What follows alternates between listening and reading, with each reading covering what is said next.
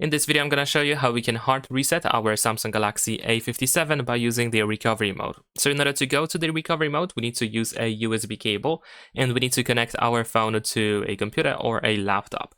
But before we connect the phone to the computer, we need to shut it down. So let's go to the quick settings panel. Then over here, we're going to tap on this power button in here to open the power menu, and we're going to power off. Now, once you connect the cable to your phone, immediately after that, you want to press and hold the power button and volume up button.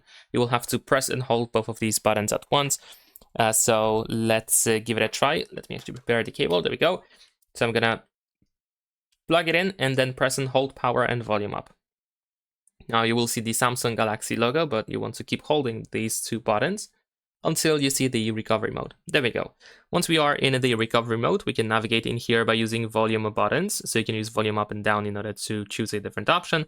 And you want to make sure that wipe data / factory reset is selected. So then you confirm by pressing the power button. And then in addition to that, you want to go to factory data reset in here. And of course, you should be able to erase all data on your phone.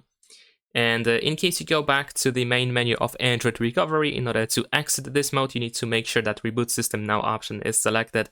And then you just use, of course, the power button. And that is pretty much it. Leave a like and subscribe.